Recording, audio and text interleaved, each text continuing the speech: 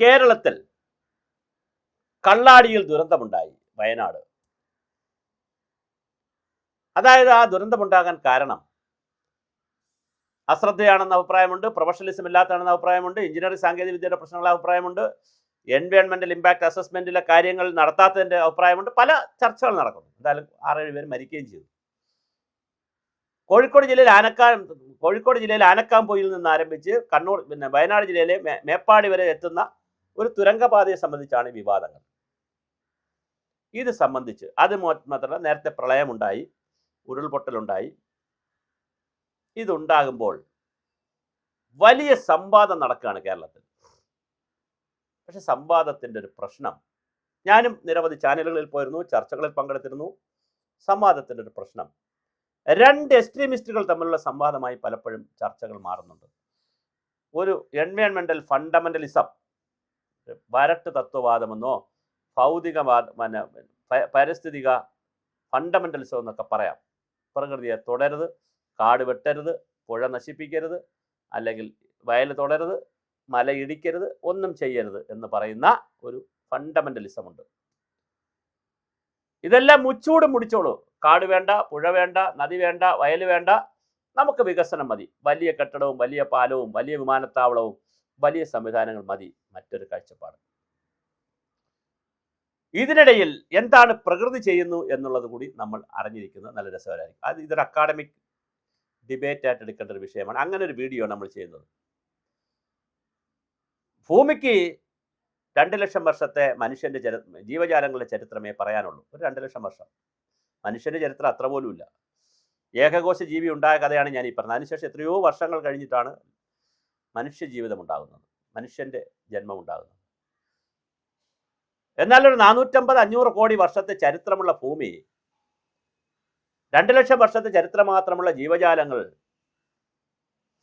അതിൽ തന്നെ വളരെ കുറച്ച് വർഷങ്ങൾ മാത്രം പ്രായമുള്ള മനുഷ്യർ ഒക്കെ ഉൾപ്പെടുന്നതാണ് ഈ പ്രപഞ്ചവും ഭൂമിയും. ഭൂമി പലവട്ടം ചൂടായിട്ടുണ്ട്, ക്രമാതീതമായി പലവട്ടം തണുത്തു പോയിട്ടുമുണ്ട്. -8 ഡിഗ്രിയേക്കാൾ താഴെ ചൂട് പോയിട്ടുണ്ട്, തണുപ്പിലേക്ക് പോയിട്ടുണ്ട്. ദിനോസറുകൾ ഭൂമിയിൽ നിന്ന് ഇല്ലാതായിട്ടുണ്ട്. ഒരുപാട് ആളുകൾ ഇല്ലാതായി. ഒരു കാലഘട്ടത്തിൽ പെട്രോളിയം, ഇന്നിപ്പോൾ ദുബായ് രാജ്യങ്ങളിൽ നിന്നും UAE നിന്നും പെട്രോളിയം എടുക്കുന്നു എന്ന് പറഞ്ഞാൽ, ഗൾഫിൽ നിന്ന് പെട്രോളിയം കിട്ടുന്നു എന്ന് പറഞ്ഞാൽ, ഏതോ ഒരു കാലത്ത് അവിടെ പച്ചപ്പ് ഉണ്ടായിരുന്നു. ആ പച്ചപ്പ് പ്രകൃതിയുടെ വികൃതിയുടെ ഭാഗമായി, ഭൂകമ്പത്തിൻ്റെയും അഗ്നിപർവ്വതത്തിൻ്റെയും പ്രളയത്തിൻ്റെയും വരൾച്ചയുടെയൊക്കെ ഭാഗമായി നശിച്ച് ഭൂമിക്കടിയിൽ പോയി. പിന്നത് പീറ്റായി, തടിയായി, പീറ്റായി, കൽക്കരിയായി, കോളായി, ഇങ്ങനെ കൽക്കരി തന്നെ കോളായി മാറി മാറി മാറി പെട്രോൾ ഉൽപ്പന്നമായതാണ്. അപ്പോൾ അത് മരമുണ്ടായിരുന്നൊരു സ്ഥലത്തുനിന്ന് സംഭവിച്ചതാണ്. രാജസ്ഥാൻ നല്ല മഴ കിട്ടുന്ന പ്രദേശമായിരുന്നു, പിന്നെയാണ് വരൾച്ചയിലേക്ക് പോയത്. സരസ്വതി നദി ഉണ്ടായിരുന്നു. മോഹൻജദാരോ ഹാരപ്പ എന്ന് പറയുന്നത് വളരെ വെൽ പ്ലാൻഡ് ആയിട്ടുള്ള നഗരാസൂത്രണത്തിൻ്റെ, ടൗൺ പ്ലാനിങ്ങിൻ്റെ വളരെ വെൽ പ്ലാൻഡ് ആയിട്ടുള്ള സിറ്റി ആയിരുന്നു മോഹൻജദാരോ ഹാരപ്പയും. നമുക്ക് ചരിത്രം പഠിക്കാൻ മനസ്സിലാവും. ഒരു പ്രളയത്തിലാണ് അതില്ലാതായത്. 1341 കേരളത്തിൽ കൊടുങ്ങല്ലൂരിലെ മുസരീസ് പട്ടണം എന്നറിയപ്പെടുന്ന ഇന്നത്തെ കൊടുങ്ങല്ലൂരിൽ, ക്രാങ്ങല്ലൂർ എന്നാണ് ഇംഗ്ലീഷിൽ, കൊടുങ്ങല്ലൂരിൽ മുസരീസ് പട്ടണം എന്നറിയപ്പെടുന്നിടത്ത് വലിയ പോർട്ടുണ്ടായിരുന്നു, കപ്പൽ വരുന്ന തുറമുഖമുണ്ടായിരുന്നു. ചേരചോള പാണ്ഡ്യന്മാരുടെ കാലഘട്ടത്തിൽ ചെങ്കുട്ടൻ രാജാവിൻ്റെയൊക്കെ കാലത്താന്ന് തോന്നുന്നു ഇതവിടെ പണിതത്. സ്വാഭാവികമായിട്ട് ഒരു തുറമുഖമായിരുന്നു. റോമിൽ നിന്ന് ധാരാളമായി സ്വർണവും വെള്ളിപ്പാത്രങ്ങളും ഗ്ലാസും ഒക്കെ കൊണ്ടുവരികയും കേരളത്തിൽ നിന്ന് ധാരാളമായി കുരുമുളകും ചുക്കും ഏലക്കായും മറ്റ് സുഗന്ധദ്രവ്യങ്ങളും കയറ്റി അയക്കുകയും ചെയ്തിരുന്ന അതിമനോഹരമായ ഒരു തുറമുഖമായിരുന്നു കൊടുങ്ങല്ലൂർ തുറമുഖം. പക്ഷെ 1341 പ്രളയത്തിൽ ആ തുറമുഖം സമ്പൂർണമായി നശിച്ചു. അത് എന്നിട്ടാണ് കൊച്ചിൻ വൈപ്പിൻ ദ്വീപ് ഉണ്ടാകുന്നത്. 1918 ബ്രിട്ടീഷുകാർ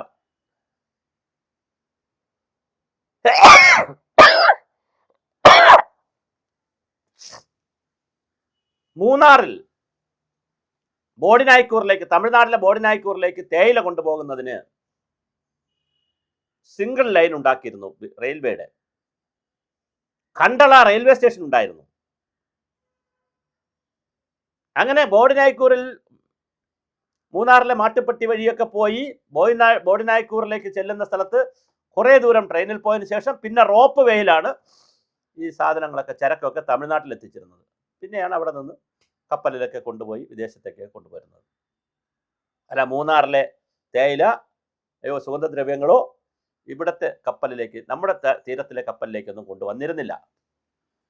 എന്നാൽ ഇടുക്കിയിലെ തേയിലയും മറ്റുമൊക്കെ ചങ്ങനാശ്ശേരി എന്നാണ് കടപ്പുറമുണ്ടായിരുന്നു, ചങ്ങനാശ്ശേരി വരെ കൊണ്ടുവരുമായിരുന്നു. അഞ്ചുതെങ്ങ് കോട്ടയടക്കം ബേക്കൽ കോട്ടയടക്കം നൂറുകണക്കിന് കോട്ടകൾ കേരളത്തിൽ നശിച്ചു പോയിട്ടുണ്ട്.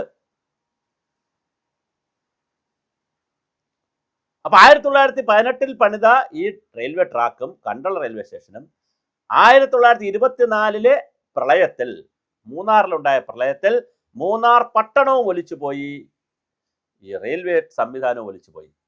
എന്നാൽ ഇന്നിപ്പോൾ മൂന്നാർ ടാറ്റ ടീ എസ്റ്റേറ്റിനകത്ത് പോയി കഴിഞ്ഞാൽ അവരുടെ എസ്റ്റേറ്റിനകത്ത് ഇപ്പോഴും 2-3 ലൈനുകൾ കിടപ്പുണ്ട്, ഈ പഴയ റെയിൽവേയുടെ ലൈനുകൾ. നമുക്ക് ഒരു കൗതുകത്തിന് കാണാം.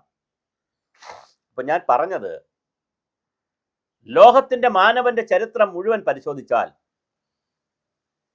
കാട് വെട്ടിയും പ്രകൃതിയോട് മല്ലിട്ടും പ്രകൃതിയെ കീഴടക്കിയും ഒക്കെ തന്നെയാണ് മനുഷ്യൻ മുന്നോട്ട് പോയത്. ഒരു തർക്കവും ഇല്ല അതിനകത്ത്. അങ്ങനെ പോകാൻ പറ്റൂ.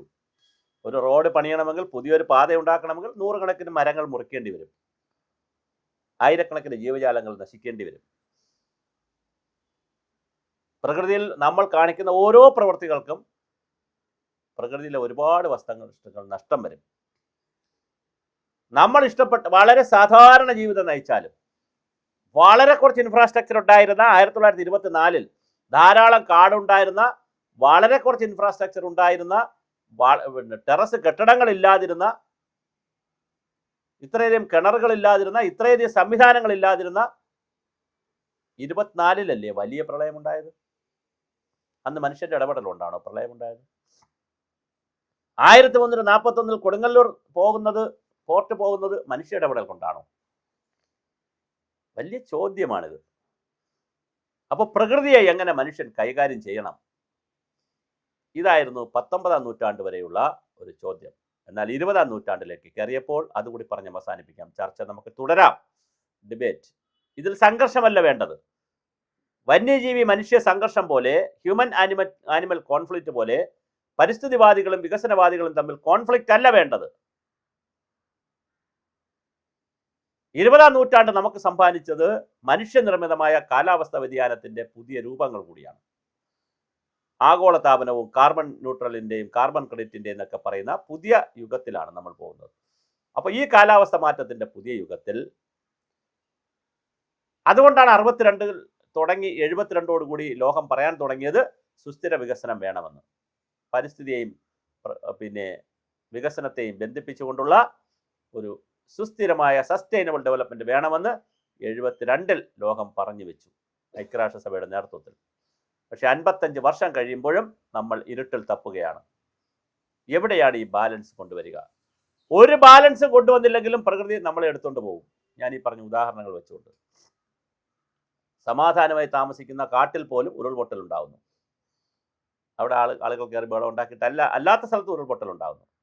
അവിടെ ആരെങ്കിലും ഉണ്ടെങ്കിൽ, ആദിവാസികളടക്കം ഉണ്ടെങ്കിൽ അവർ മരിച്ചു പോകും, അല്ലെങ്കിൽ അവർ മാറി നിൽക്കേണ്ടി വരും. പിന്നെ അവർക്ക് അറിയാം കാട്ടിനത്, അതുകൊണ്ട് അവർ മരിക്കുന്നില്ല. കാടിൻ്റെ സ്വഭാവം അറിയാമെന്നുള്ളതുകൊണ്ട് അവർ രക്ഷപ്പെടുന്നു.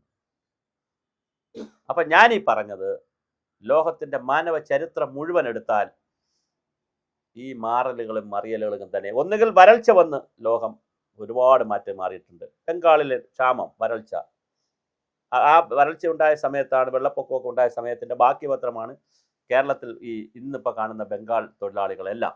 ബംഗ്ലാദേശിലുണ്ടായ വരൾച്ച, വെള്ളപ്പൊക്കം, പ്രളയം, ആളുകൾ പലായനം ചെയ്തു പോകും. ഡെവലപ്മെൻ്റൽ റെഫ്യൂജീസ് ഉണ്ട്, എൻവയോൺമെൻ്റൽ റെഫ്യൂജീസ് ഉണ്ട്, പാരിസ്ഥിതിക അഭയാർത്ഥികളുണ്ട്, വികസന അഭയാർത്ഥികളുണ്ട്. ഈ സംഘർഷമായ ലോകത്താണ് നമ്മൾ താമസിക്കുന്നത്. ഒരു കാര്യം കൂടെ പറഞ്ഞുകൊണ്ട് അവസാനിപ്പിക്കാം. കടലിനകത്ത് ഹോട്ടലുള്ള, കടലിൻ്റെ അടിയിലൂടെ പോയി കെട്ടിടങ്ങളുള്ള രാജ്യങ്ങളുണ്ട്. കടലിനെ തമ്മിൽ ബന്ധിപ്പിച്ചുള്ള പാതകളുള്ള രാജ്യങ്ങളുണ്ട്. മലേഷ്യയിലെ ഏറ്റവും വലിയ ടൂറിസ്റ്റ് പോയിന്റ് ഏറ്റവും അതിലോലമായ ഒരു മലയുടെ മുകളിലാണ്. ലോകത്തിലെ ഏറ്റവും വലിയ ഗാംബ്ലിംഗ് അടക്കമുള്ള സ്ഥലങ്ങൾക്ക്, പ്രത്യേകിച്ച് ഏഷ്യയിലെ ഗാംബ്ലിംഗ് ഒക്കെ നടത്താൻ താല്പര്യമുള്ള, ഗാംബ്ലിംഗ് സെന്ററുകളൊക്കെ ഉള്ള, വലിയ ഹോട്ടൽ സമുച്ചയമുള്ള വലിയ ടൂറിസ്റ്റ് പോയിന്റ് മലേഷ്യയിലുണ്ട്. വലിയൊരു കുന്നിലാണ്, നമ്മൾ എയർ കാറിലാണ് ഇവിടെ പോകുന്നത് ആളുകൾ. അതീവ മനോഹരമായ രീതിയിൽ പ്രകൃതിയെ കൂടി വിശ്വാസത്തിലെടുത്തുകൊണ്ടുള്ള എഞ്ചിനീയറിംഗ് വിസ്മയങ്ങൾ ലോകത്തുണ്ട്. ആസ്ട്രേലിയയിലുണ്ട്, ചൈനയിലുണ്ട്, ജപ്പാനിലുണ്ട്, സിംഗപ്പൂരിലുണ്ട്, മലേഷ്യയിലുണ്ട്, ഒരുപാട് രാജ്യങ്ങളുണ്ട്. എഞ്ചിനീയറിംഗ് വിസ്മയങ്ങളാണ്. അതുമുണ്ട്. അപ്പോൾ ഒരു വശത്ത് എഞ്ചിനീയറിംഗ് വിസ്മയങ്ങളുണ്ട്, പ്രകൃതിയെ വല്ലാതെ കൈകാര്യം ചെയ്ത സംഭവങ്ങളുണ്ട്, എങ്ങനെയെങ്കിലുമൊക്കെ പണിത് പ്രകൃതിയിൽ നിന്ന് പണി വാങ്ങുന്ന സംഭവങ്ങളുണ്ട്. പരിസ്ഥിതിയും പ്രകൃതിയും തമ്മിൽ വികസനവും തമ്മിൽ സംഘർഷത്തിലേക്ക് പോകുന്ന സംവിധാനമുണ്ട്. ഒരു വശത്ത് പരിസ്ഥിതിവാദികൾ, മറുവശത്ത് വികസനവാദികൾ. മുച്ചൂടും മുടിച്ചുകൊണ്ടുള്ള വികസനവും വേണ്ട എന്ന് പറയുന്നു, ഒന്നും തുടരുത് എന്ന് പറയുന്ന പരിസ്ഥിതിവാദവും നിലനിൽക്കുന്നുണ്ട്. മുച്ചൂടും മുടിച്ചുകൊണ്ടുള്ള വികസനമായാലും കുഴപ്പമില്ല എന്ന് പറയുന്നു. അങ്ങനെ വല്ലാത്തൊരു വളരെ സംഘർഷമായ ഒരു സാഹചര്യത്തിലാണ് നിൽക്കുന്നത്. നമ്മൾ വളരെ സമാധാനപരമായി പ്രകൃതിയെ ഒന്നും ചെയ്യാതിരുന്ന് ജീവിച്ചാലും പ്രകൃതി നമ്മളെ കൊണ്ടുപോകും. അങ്ങനെയാണെങ്കിൽ അടിച്ചു പൊളിച്ച് ജീവിച്ചുകൂടെ എന്നൊരു ചോദ്യവും ഉണ്ട്. ഈ ചോദ്യങ്ങൾക്കെല്ലാം ഉത്തരം തേടുന്ന സമൂഹമാണ് കുറേ ദീർഘകാലത്തിൽ നിലനിൽക്കുന്നത്. അല്ലാതെ തർക്കവും വഴക്കും തമ്മിൽ പോരും രാഷ്ട്രീയ ചേരി വ്യത്യാസവും ഉണ്ടാക്കി പോരടിക്കുന്ന ഇടത്തല്ല പരിസ്ഥിതിയും വികസനവും ഒന്നിക്കുന്നത്. ഇത് ഒരു നാണയത്തിൻ്റെ രണ്ട് വശം പോലെ പരിസ്ഥിതിയും വേണം, വികസനവും വേണം, പ്രകൃതിയും വേണം. ഷിബു ബേബി ജോൺ പറഞ്ഞ വാക്കോടുകൂടി നമുക്ക് ഈ വീഡിയോ അവസാനിപ്പിക്കാം. ഷിബു ബേബി ജോൺ പറഞ്ഞത് പ്രകൃതിക്ക് മനുഷ്യൻ്റെ സംരക്ഷണം ആവശ്യമില്ല. 100% കറക്റ്റാണ്. പ്രകൃതിക്ക് മനുഷ്യ സംരക്ഷണത്തിൻ്റെ ആവശ്യമില്ല. പക്ഷേ മനുഷ്യൻ നിലനിൽക്കണമെങ്കിൽ ഒരുപാട് പ്രകൃതി ഘടകങ്ങളെ സംരക്ഷിക്കേണ്ടതുണ്ട് എന്നുള്ളത് വളരെ പ്രധാനമാണ്. അപ്പോൾ ആ പറഞ്ഞതിൻ്റെ ഒരു ലോജിക്കൽ തിങ്കിങ് ആണ് വേണ്ടത്. അല്ലാതെ വാക്കെടുത്തു കഴിഞ്ഞാൽ അദ്ദേഹം പ്രകൃതി വിരുദ്ധനാണെന്ന് പറയേണ്ടി വരും. പക്ഷെ അങ്ങനെ പറയുന്നുണ്ട് ആളുകൾ. പക്ഷേ ഒരു ലോജിക്കൽ തിങ്കിങ്ങിൽ അദ്ദേഹം പറഞ്ഞത് കറക്റ്റാണ്. പ്രകൃതിക്ക് നമ്മുടെ ആവശ്യമൊന്നുമില്ല. പ്രകൃതി മഹാവിസ്ഫോടനം നടത്തിയ മഹാപ്രപഞ്ചത്തിൽ വളരെ കുറച്ച് ആളുകളെ എടുത്ത് കളയാനോ അവരെ ഒരു സുനാമി കൊണ്ടുവന്നോ ഒരു ഉരുൾപൊട്ടലിലൂടെയോ ഒരു ഭൂകമ്പത്തിലൂടെയോ ഒരു അഗ്നിപർവ്വതത്തിലൂടെയോ ഒരു കറക്റ്റായ വരൾച്ചയുടെയോ മാനവരാശിയെ മൊത്തമായോ ഭാഗികമായോ ഇല്ലാതാക്കാൻ ഭൂമിക്ക് ഒരുപാട് സമയമൊന്നും വേണ്ട. അതുകൊണ്ട് പ്രകൃതിയെ സംരക്ഷിക്കാൻ വേണ്ടി ആരും ഇറങ്ങി നടക്കണ്ട, പരിസ്ഥിതി സംരക്ഷിക്കാനും നടക്കണ്ട. പക്ഷേ പരിസ്ഥിതി ഘടകങ്ങളെയും പ്രകൃതി ഘടകങ്ങളെയും ഒരുപാട് പരിപാലിച്ചും സംരക്ഷിച്ചു കൊണ്ടുപോയാൽ അപകടങ്ങൾ കുറയ്ക്കാം, അല്ലെങ്കിൽ ആയുസ് കുറച്ചുകൂടി ആരോഗ്യത്തോടെ നീട്ടാം എന്നുള്ള ഒരു കാഴ്ചപ്പാട് വളരെ പ്രധാനമാണ്. ഇതൊരു പരിസ്ഥിതിയെ കാഴ്ചപ്പാടല്ല, രണ്ടും കൂടി ചേരുന്നൊരു കാഴ്ചപ്പാടായിട്ട് നമുക്ക് വളർത്തിയെടുക്കണം. വികസനവും വേണം, പരിസ്ഥിതിയും വേണം. അപ്പോൾ പ്രകൃതി വേണം മനുഷ്യന് നിലനിൽക്കാൻ. സൂര്യനും ചൂടും വായുവും വെള്ളവും കടലും മഴയും കാറ്റും മണ്ണും സസ്യജാലങ്ങളും ഉള്ളപ്പോഴേ മാനവരാശിക്ക് തൽക്കാലം ജീവൻ നിലനിർത്താൻ കഴിയുകയുള്ളൂ. അതുകൊണ്ട് പ്രകൃതിക്ക് സംരക്ഷണം വേണ്ടെങ്കിലും ഒരുപാട് പ്രകൃതി ഘടകങ്ങൾക്ക് സംരക്ഷണം ആവശ്യമുണ്ട്. അവയെ പരിപാലിക്കുന്നതനുസരിച്ചാണ് മാനവരാശിയുടെ ആയുസ്സിൻ്റെ വലിപ്പം.